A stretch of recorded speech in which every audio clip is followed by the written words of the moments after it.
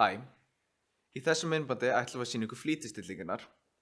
Með flýtistillingunum getum við komist í algengustu stillingar tölvunar eins og hljóðstyrk, þráðlaust net og birtustíðu á skjánum í hvaða forriti sem án þess að við þurfum að fara út úr því og opna stillingaforritið. Til þess að komast í flýtistillingarnar þá dreg ég frá toppnum á skjánum þangað til þessi valmynd birtist.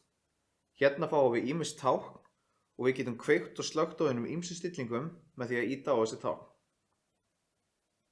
Ef ég dreg aðeins meira niður, þá fæ ég fleiri stillingar. Mikilvægustu stillingarnir hér sem við ætlum að nefna eru til dæmis þráðlausa netið. Við getum tekið hljóðið af tölvunni ef við erum í aðstöðu þar sem við megum ekki trufla aðra.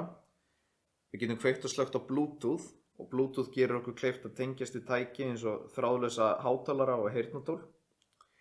Við getum tekið að sjálfvirka snúninginn og þetta gerir það að verkum að þegar við snúum spjaldtölvunni lóðrétt að þá helst skjárinn samt sem áður í lárétta stöðu.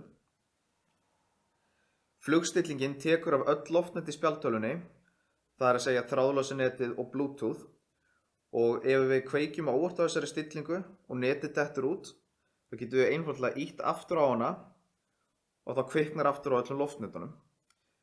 Þannig að ef þið lendið í því að netið ykkar eða Bluetooth virkar ekki, þá er mjög líklega út af því að flugstillingin hefur verið virkið. Orkustillingin setur spjaldtölvuna í sérstaka stillingu sem að spara rafhlöðu, þar sem að til dæmis að skjárinn verður aðeins dimmri, og þetta er gagnlegt ef þið þurfið að kreista og auka 2-3 klukkutíma út úr batteríinu ef þið eru ekki með hleðslutæki með ykkur. Síðan fyrir blátt ljós. Hún gerir skjáinn appelsínugulari á kvöldin til þess að hjálpa ykkur að sofa betur. Og síðan hérna niðri á þessari stiku getum við hækkað og lækkað birtustíðið á skjánum. Það eru ýmsar fleiri stillingar sem eru í boði og þið getið fiktað ykkur áfram með að sjá hvað þeir gera. Þannig að þetta voru helstu stillingar.